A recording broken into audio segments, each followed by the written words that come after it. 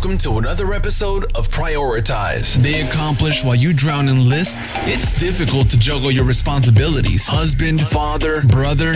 It goes on, but your energy doesn't. You pondering what I'm pondering? Prioritize what's right for you, not what's left behind. This is Prioritize with Toby Baker. You'll have to speak up. I'm wearing a towel.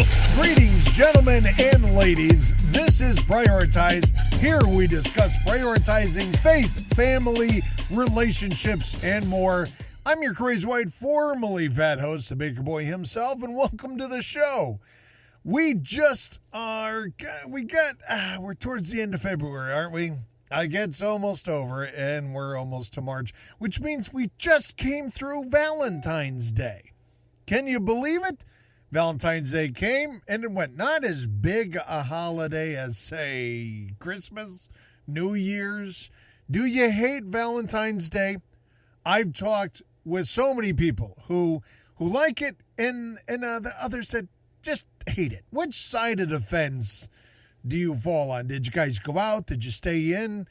We decided once again, maybe this is like the third year in a row, we didn't go out. I like celebrating holidays. It's a reason to celebrate, right? This is not evil, is it? If we take a day, if we take a moment to celebrate, I don't know all the history behind Valentine's Day. Maybe I should look that. John should have looked. John says yes. So maybe between today and next Valentine's Day, or this coming Valentine's, which is still, it's next year. I'll look that up. I'll do a little research, maybe I can have some of my crew on the research, and I'll have a better understanding of the history. Does anybody really care? Who cares about the history of Valentine's Day? There's probably some historians out there that are like, well, if you want the honest to God's truth, then perhaps you should do... Yes, I get it. I should do some studying. Well, I go from New Year's Day in January. Our eldest son has a birthday in January. We go from that to Valentine's Day.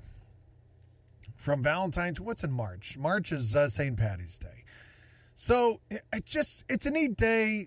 If you're going to get together with another couple and go out or stay in, we wound up staying in. We were going to try inviting another couple. Turns out my buddy had to work, so they weren't coming over. But we had steak. We had, not sushi. I was going to say sushi, not lobster. That was last year where I had the steak and then what did she have? Tilapia? I had the steak. She had a smoked salmon. Very good, very tender. I'm not much of a fish guy. I'm going to be honest with you. But you wrap that up in some bacon. The steak, you could probably wrap up the fish in bacon. Maybe I'll eat it. I'll think about it. I'll definitely eat the bacon. It goes without saying. What am I? Not a guy? Hello? Oh, you stereotype men. Shame on you. Anyway, we had so much food. Our son joined us, our middle son, he joined us, and we had mac and cheese with bacon and the bacon grease, and we had steak and bacon, and then Joyce had the steak too, so also, not two steaks, also, I did this super thick steak. We got it from the butcher, 2 inches thick, because I was going to do a reverse sear on it, and then throw it on the grill, but it was raining outside, so we kind of nixed the whole grill thing. Wound up doing a pan sear with the steak. It was so good. If you've never tried that, ladies, gentlemen, you got to give it a shot. It's just that, you got to make sure you get the temperature prongs into the steak and then in the oven for, I think it was like 45 minutes to an hour on super low, because you're trying to cook the inside to that perfect pink. That's what I always look for. What do you look for when you're making your steak? You go for rare, raw. I've tried it that way before. We had some Wagyu at a Ruth's Chris. I'm not the biggest fan of rare. I like mine medium. I like some pink in there with a nice crust on the outside, a lot of salt, a lot of bacon, butter. Just all the flavors in that. Smoke it up. Yes. Oh, so good. Oh, what else did we have? We had coconut shrimp with the steak and the mac and cheese, and we had wine, orange wine, champagne, sparkling grape. Oh, man. Now, if we were to go out for Valentine's Day and try to get all of that, we're talking probably greater than, I don't know, $250, $300, depending on what steak joint we go to, plus at least a 2-hour wait, right? Because I got to come all the way home from the office and then picking up Joyce. We get ready, then we go out, and then we're waiting in line. Unless you grab someplace with reservations, you probably had to reserve it a couple weeks in advance, sometimes a year in advance. I hear about that over in LA. I mean, God bless you guys. I don't know how you do it. A year's worth in advance or 2 years in advance, and then the famous guy comes and takes your reservations. Oops, we'll have a table for you in just a couple of moments. So somebody like me walk in and join. Mr. Baker, oh, so good to have you. And Mrs. Baker, you haven't aged a day. Of course she hasn't. Do I ever get that kind of treatment? No. Not like that. We did do, I went shopping at a place called Andrew James Menswear. It's not Andrew Davis Menswear, now known as Christopher James Menswear in Fort Wayne, Indiana. And I was in a rush, but I had a gift card for $50. And I thought surely I could find something over there that I was working in the ministry at the time. This would have been back in 2006, full-time youth ministry. So, we're rolling in the dough as a full-time youth minister. Am I right? Ha! You're rolling on something. I remember you was overweight by Hey, that's enough. Anyway, I walked there. It's like 5 minutes to closing. They closed down at 6 or 7 o'clock. I was rushing to get there as fast as I possibly could. I walk in. I'm like, shoot, guys, I know you're closing down. I just want to run in here real quick. You know what they said? You know what these guys had the gall to say to me? Here's what they said. You're never going to believe it. Hey, don't worry about it. Take your time. We're glad you're here. What? There was what? Angels were singing. Oh, the air was clearing out and there was smiles on their faces. I couldn't believe it. I still couldn't afford to buy anything. They had a pair of socks. I think it was $51, $49. I was like, I don't want to spend it on socks. I'll have to come back when I had some money. And so I had money and I came back later and I bought a pair of jeans. They were $400 pairs of jeans, but I didn't spend $400, okay? I try to go on the frugal. I know some guys who spend that much money on jeans. I'm not in that tax bracket, okay? I'll just be real honest. Even if I were, would I still want to spend $400 on the jeans? I don't know. If you're getting that kind of customer service, folks, I got to tell you, I'm getting to, you go to the fast food restaurants. Right? Now, nobody goes there expecting exemplary customer service. At least I don't. I haven't for quite some time. And I get it. I get, they don't have time to train the people to smile anymore and to say please and thank you and have a great day or glad you came here. None of that. I mean, it's basically, do you want a job? Good. Don't go away. Don't, please stay. You don't have to wear a hairnet. You don't have to shave your beard. You don't even have to wear a uniform. Clothes optional. We just need you to serve the food, please. I get it. Tough to find people to stick around. But I gotta say, man, I will go to Chick-fil-A or Culver's first.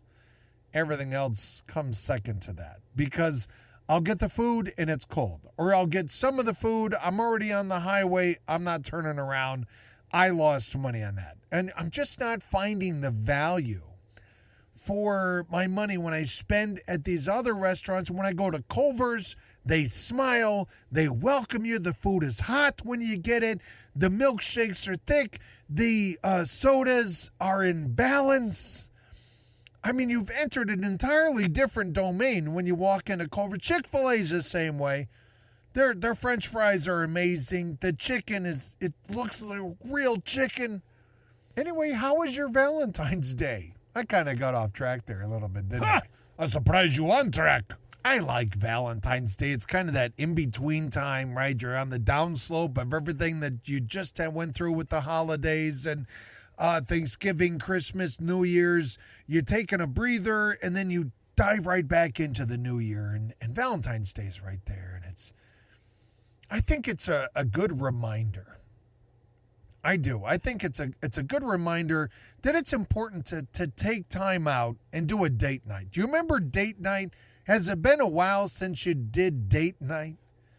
You got to get back to the date nights, fellas. Today we're prioritizing the date night. You guessed it. Yeah, I'm going to be talking about the wives if you're not married yet. Maybe I'm talking about the fiancés if you're not there yet. Maybe I'm just talking about boyfriend, girlfriend. How do you have a healthy relationship and keep the dating? So most of my perspective is going to come from the fact I've been married for 27 years. You know, one of the reasons I've been married that long, aside from the fact I'm absolutely in love with my wife, is the fact we keep dating. We didn't get to that part in our marriage. You're like, I don't really care about dating. I don't care about going. I don't care about vacation time. I just need to make sure my kids are good. Guys, gentlemen, listen up. There's going to be a day where the kids are out of the picture. They're not living at home anymore. You've trained them the best that you could. They have grown up. You fathered them with every soul of your father-like being. They've grown up.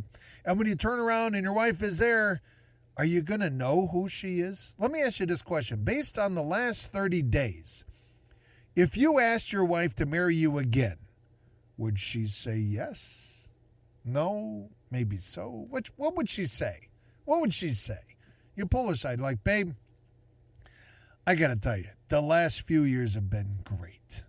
And I just, could we do the marriage thing again? Could we get married again? What would you say? Would she have to think about it? Would you say, Valentine's Day was a fluke? And I don't like being looked at like one time a year. Is she trying to remind you she's your wife? I was at this men's retreat. You ever gone to a men's retreat before? They're interesting. Depending on, the background of the church, the background of the fellowship, the guest speakers that they bring in. And they had this guy, Dale Ferrier. He's with the Dale Carnegie Institute. Amazing speaker. Really, really good content. And his portion of the talk had ended. I was just talking with a buddy of mine the other night about this guy. He never heard of the Dale Carnegie Institute. If you haven't, look it up. Really, really good stuff. How to Win Friends and Influence People. That's Dale Carnegie.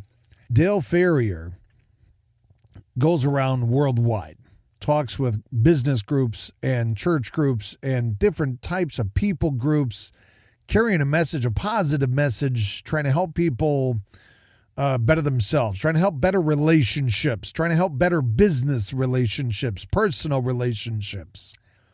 I'm listening to a few guys talk. These are married guys. These are Christ followers. They're talking about their wives. Like, oh, man, the old ball and chain, right, Dale? Yeah, been married for a while. We got some problems. Like, who done have problems, old ball and chain? I don't understand how this... I don't get how the woman who you chased down, to whom you committed in front of a plethora of guests, friends, relatives from all over. Can I say plethora? What is a plethora? Do you have a plethora of sweaters? You got all these people there, and you pledge your undying love. You're the only woman in my life from here to the end of time, till death do us part, or maybe you wrote out your own vows, or you got the traditional vows that you said before God and everybody. I'm going to love you till the day that I die, maybe even then some afterward. From here to eternity. Whatever the case was. And a few years pass, and now you're taking her for granted. You don't look at her the same way. You don't talk to her the same way, and you're not treating her the same way. And before you know it, you're at some retreat with a bunch of guys and joking around about the woman you love, calling her ball and chain. The old wife. These guys are They're criticizing their relationship. They're criticizing their wife. And then they look to Dale. Well, what do you say about that, Dale? You probably go through the same stuff, don't you? Dale says, guys, I learned long ago that if I have a problem with my wife, I'm going to go talk directly with my wife. I'm not going to talk with anyone outside of our marriage about the problems that I have with her. If we together have a problem when we need to seek counseling, by golly, we're going to do that because that is healthy. If your car needs maintenance and oil change, tire rotation, got to check under yes, you're going to go to the guy who handles the car. If your marriage needs help, yes, you're going to go seek counseling. The last thing you should be doing is criticizing your wife. Criticizing your wife with other guys. Criticizing your wife with other Christ followers. What are we doing? Are you kidding me? This is what it's come to? Why even call ourselves Christ followers? People outside of the church fellowship do the same stinking thing. So he says to him, I will never criticize my wife in public. If I have a problem, I'm going to talk with her in private. If we need counseling, we're going to go to counseling. And I sat there thinking, my gosh, what a novel idea to not criticize the woman you pledged your undying love. That was years ago, and I decided right there and then, this guy he's got it. He's got the right idea. That's exactly how we should be treating our wives. That's exactly how I'm going to be treating my wife. I do a lot of public speaking, and periodically I will bring up my wife. I bring her up on the podcast all the time. And I never berate her. I never criticize her in public. Yes, we have our issues. You're going to live with somebody for 27 years. There's going to be problems. If I have a problem with my wife, I go to my wife and say, honey, this thing is happening. This thing you do, it kind of bugs me. Can we talk about it? This thing that I'm going through, it bugs me. This thing I noticed, can we talk about this? Can you help me understand better? Or, you know what, doggone it, this is happening. I don't like it. When I talk about my wife, she is a model wife. She is a Proverbs 31 wife. She works hard for the family. She loves me. She loves the boys. She loves the Lord. I couldn't ask for anything better. I couldn't ask for anyone better. I truly believe she was a gift to me. She is so gracious towards me in all my issues. And hear me when I say this. Oh, what? You have issues? This is news to me. Come on now. Yeah, I got quite a few issues. I am so grateful that she chose to say yes. She could have said no, but I drugged her. And I didn't drug her. She was just really drunk. No, she wasn't drunk. I didn't drug her. She was of sound mind and body. And oh, what a body. And of course, I love her for her mind as well as her body. Come on, give me some credit. I spent time with her. I brought her home to meet my mom and pops, and I went to meet her mom and dad, and we spent a lot of time getting to know each other. And I had dated enough wrong women to know this was a right one. You hang on to this woman. Blessed is the man who finds a wife. That is a good thing. After hearing Dale Ferrier, I decided every chance I get, I'm going to praise my wife. I'm going to praise Joyce in public, in private. I want to make her feel special. I want her to know that she is special to me. She's special to the boys. She is so important for this family. And you might be asking yourself, Tob, that's fine for you. What about for me, huh? How do I make my wife feel special? I'm so glad you asked, because that's where I was headed next. Here's some ideas. If you got a pen and paper, you can write them down if you're a digital person, or you could just rewind this and continue to play it a few times. If you don't already know these ideas, it's probably just a good reminder. You're a smart audience. I'm sure you already know all these things. This is probably nothing more than a reminder. Pray with her out loud. If you are a person of faith, pray with her. Pray over her out loud. praise God for her verbally out loud with her. This is going to be weird. It's going to be awkward. It's going to be a little strange, especially if you've never done that ever in the history of your marriage. This is a great opportunity for you to make her feel special in your life. If you already have these feelings, let her know about it. What are you, some super macho guy? You think that makes you look cool by you never saying all the things for which you are grateful? Can we not be dumb? Let's be a little bit vulnerable with our wife. For the love of Pete, you're spending your life with her, right? That was the commitment that you made. You want to be macho? You want to be a man? How about you not talk about her like she's the worst thing that ever happened to you? You want to be macho? How about praise her in public? How about you actually keep the commitment that you made in front of God and your friends and your family? And you don't step out on her. You don't sleep with other girls. Because why? You're supposed to be faithful to your wife. And what does that mean? Well, you save sex and chili and all that, the good stuff for her and only for her till the day that you die. That's how that went. Pray with her out loud to God. What's another good thing? I know. Date night. Oh, shocker. I know, Tom. Just so busy. No, you're not. You're lazy. You're lazy. Come on, guys. Put things into perspective, okay? Let's do some prioritizing. Because I promise you this. You could pass away, wind up in the hospital, leave the job, and tomorrow they're finding people to replace you. Okay. Maybe in today's world where there's a labor shortage, thanks to a variety of different reasons, they may not do it right away in the snap of a finger. However, trust me, your legacy at your place of business is far overshadowed by your relationship with your wife. So your wife will have a far harder time replacing you die than what your place of business will. Now, I'm sure if you're in this audience, you probably work very hard. You show up on time. You know people. The people know you. You know your customers. You know your product. You know your service. You're very fluid in the different languages that you must speak in order to conduct your business. I'm not saying it's easy. I'm not saying that anybody can do your job. What I'm saying is, let's not place our job that we're using to support our family above our family and then hide behind that as an excuse because we're having problems with the wife. We're having problems with the kids. We're having problems at home. Okay, I get it. Everybody goes through that. Let's put things into perspective, okay? You love your wife. You like your job. It's not the other way around.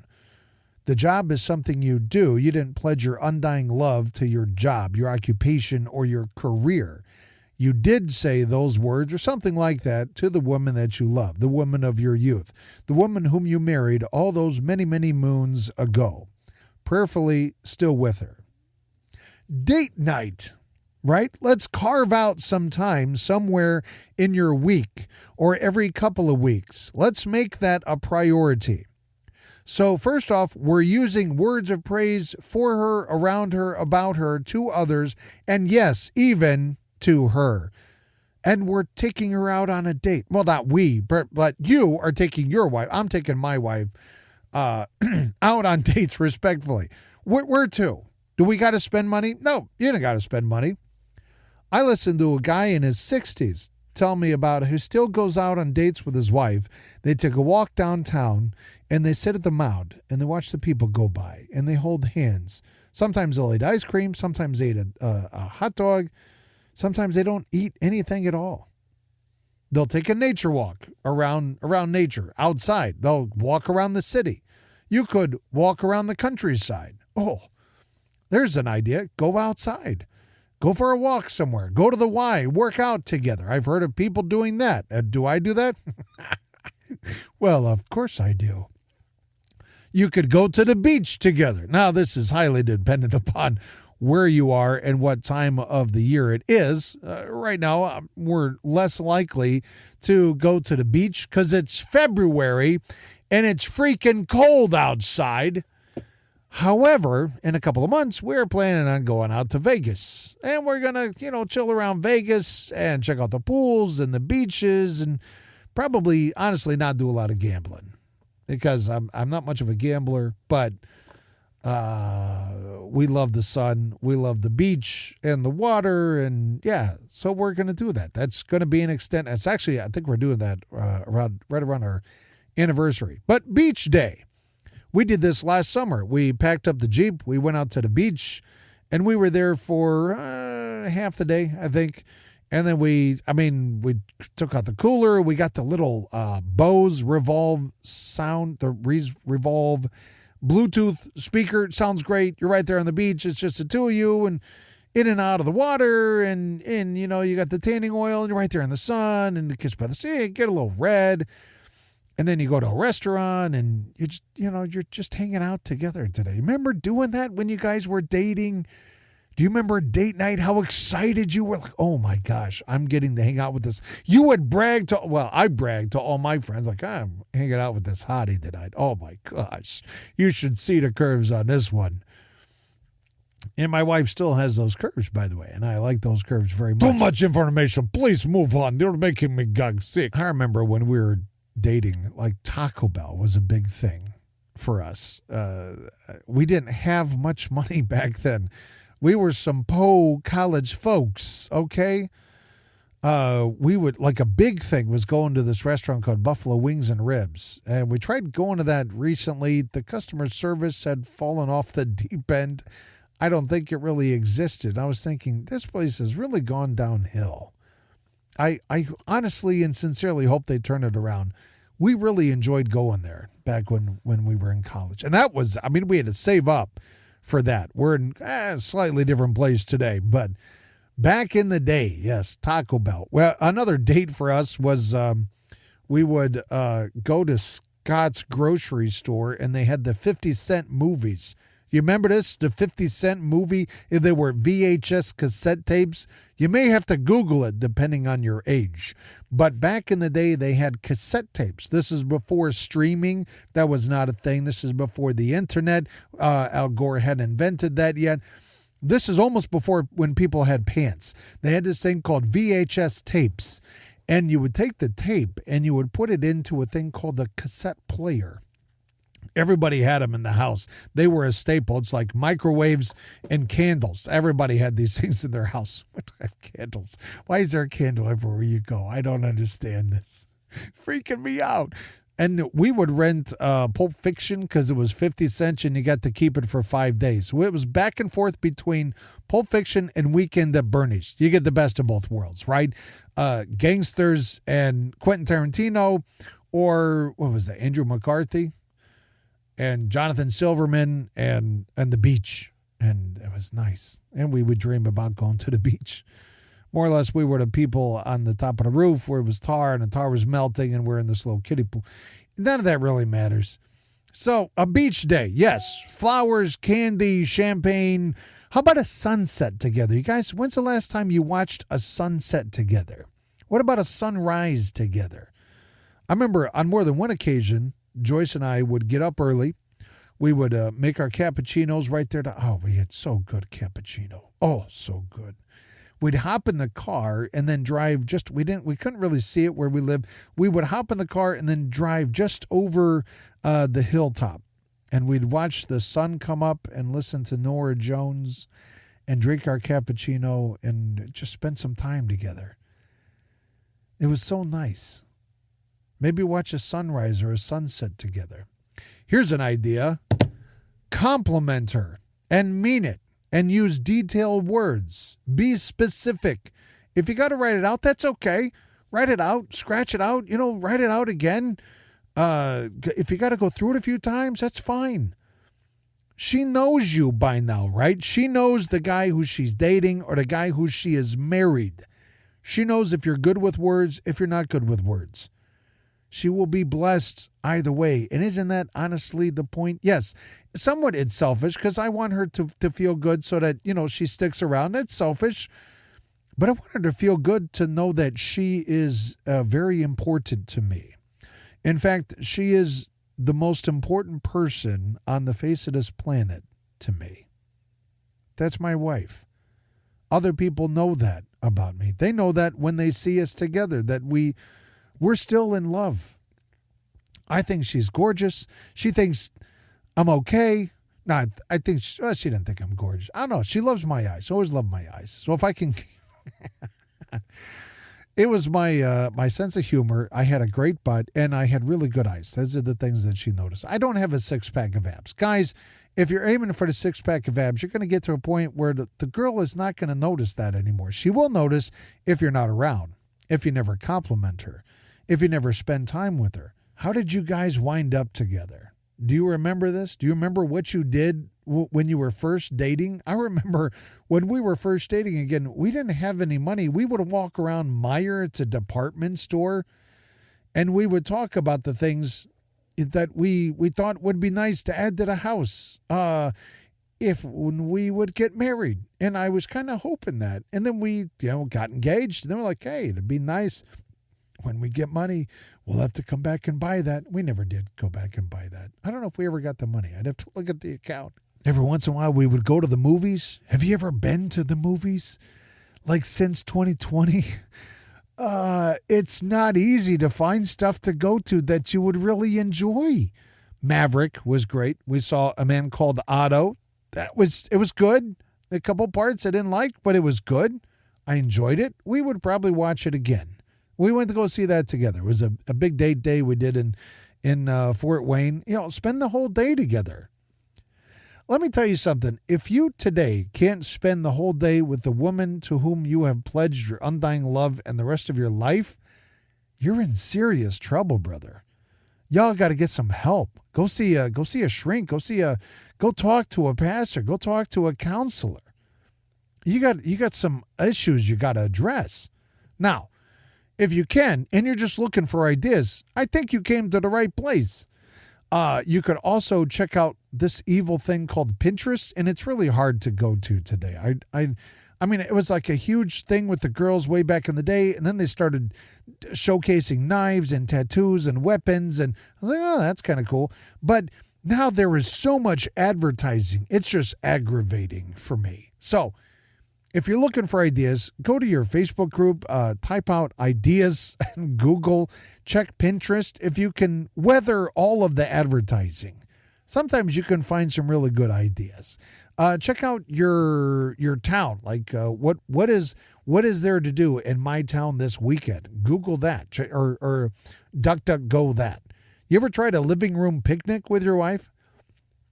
With the kids, without the kids, doesn't matter.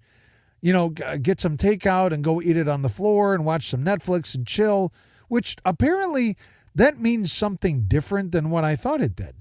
Because when we used to chill out back in the day, it's like we're just hanging. We're not really stressing.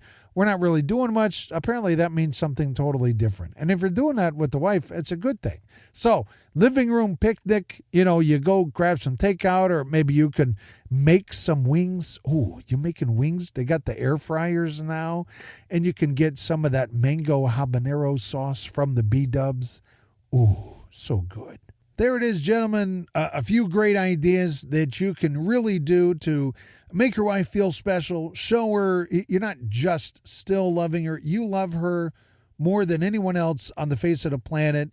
You got some ideas for date nights. You got a whole year coming up. I hope these ideas, they've been good for you, been helpful for you on date nights and prioritizing your wife and just making her feel special. If you got questions, you got ideas, you're welcome to shoot those over to me at tobybaker.life. That's me at tobybaker.life.